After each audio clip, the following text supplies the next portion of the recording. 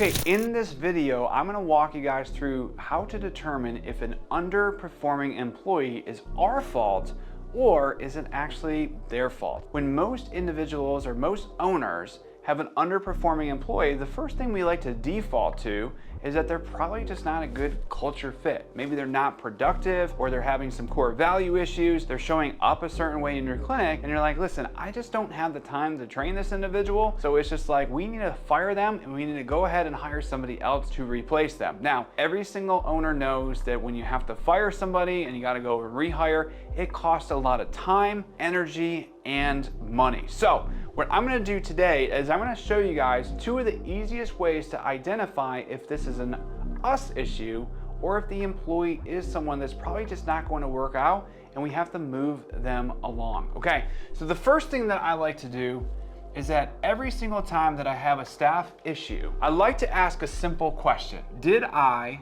set, right? So did I set expectations?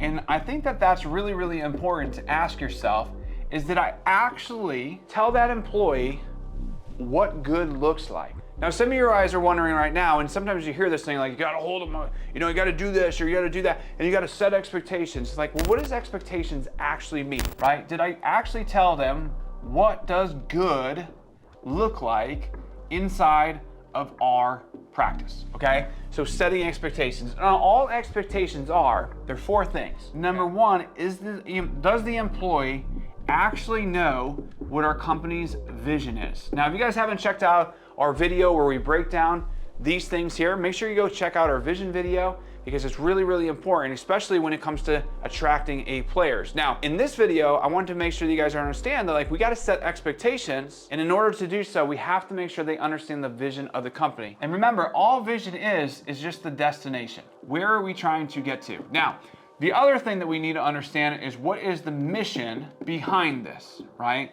Why are we actually trying to get to this destination? So many people, what they do is they're like, well, here's our why, and I don't know where we're trying to get to. We know where we're trying to get to, and here is our why, right? This is the reasoning behind it. Simon Sinek talks about start with why, right? Some of the best brands out there are like, here's where we're trying to get to, here's why we're trying to get there. Mission and vision. And remember, A players and B players really, really resonate with having a really, really deep why and a really, really big vision because they could fit their careers inside of that. The other thing too to understand is that they need to know what the core values of the company is. And core values are a set of rules, guidelines, they're like the code of ethics here, that it's just like, hey, when I'm not there, these are the rules, right? These are the values I want you guys to follow because they're gonna be on the boat traveling to this destination.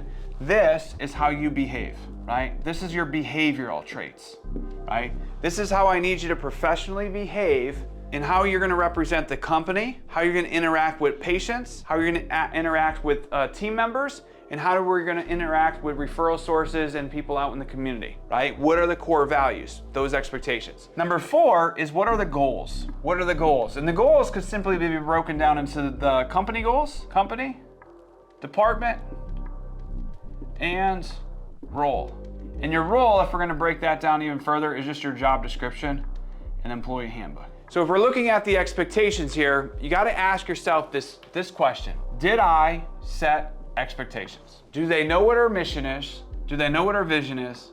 Do they know our core values? Do they know the goals? And then more importantly, do they know how they're supposed to be showing up every day in their role? The next thing that I always like to ask myself is, did I hold them accountable? Because I might have set the tone and we might have had a really, really good onboarding and they know the expectations of the company. They know the mission, the vision, they know core values, they know the goals. They came in and then we forgot about them.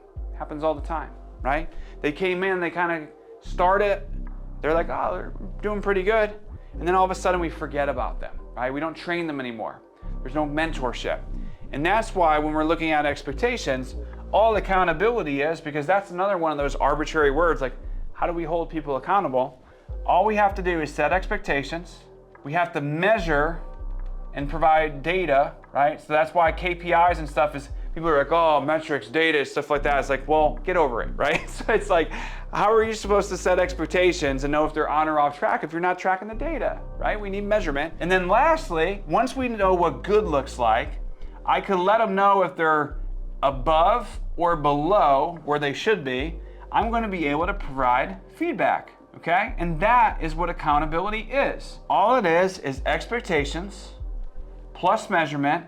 The multiplier here is feedback, and I could let them know, are they on or off track? So for you guys right now, I want you guys to ask this simple question when you have an employee coming in that might not be where you want them to be. I always ask two really simple questions. Did I set expectations, and did I hold them accountable? If we're looking at this thing, expectations, so if we're to draw like a little, let's draw like a little diagram here. So if I set up this little diagram here where this is expectations and accountability, right? Expectations and accountability. So it's going to be, yep, set expectations and held them accountable. Maybe you guys are setting expectations, but you're not holding them accountable. Or you guys are setting expectations, or not setting expectations, but for whatever reason you're holding them accountable, or you're not doing either or. If this, or this is the case, where you lack either one of these two, then you need to re-onboard the individual. They can be saved.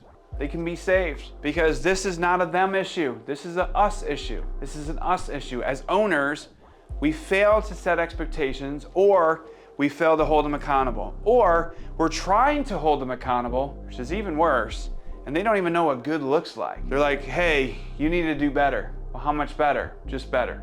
It's very vague, it's very confusing, right? But some owners are trying to hold people accountable, and owners don't even know what good looks like. Well, we're not making money. Well, how much more do you want me to work? Like, I'm crushing it, I'm doing really well, right? So understanding the difference here. So if you, for any reasons, or we didn't set expectations or accountable, then we have to re-onboard these individuals. Now, if you set expectations and you held them accountable, then we have to F-U-T-F, okay? Free up their future. Because that's not a you issue, that's a them issue. Because if you set expectations and you held them accountable and they're not where you want to be as an employee, then you have to free up their future, right? There's a really good phrase that it's just like, you want to hire fast, you want to fire faster, but you want to promote fastest, okay? And I think that's really important here because we really want to start identifying individuals inside of our business that if they're just not a good fit, did I set expectations and can they become a good fit, right? Am I holding them accountable and they can become productive? Or I'm trying to set expectations and accountability and they're just not working out. So if you guys found this information valuable, go ahead and click the link above to subscribe to our channel.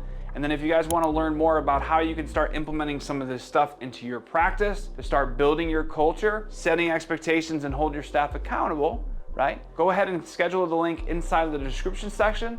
And then one of our team members will reach out and we'll be able to link up and hop on a call. Thank you guys so much. I appreciate your time and attention. I'll see you guys in the next video.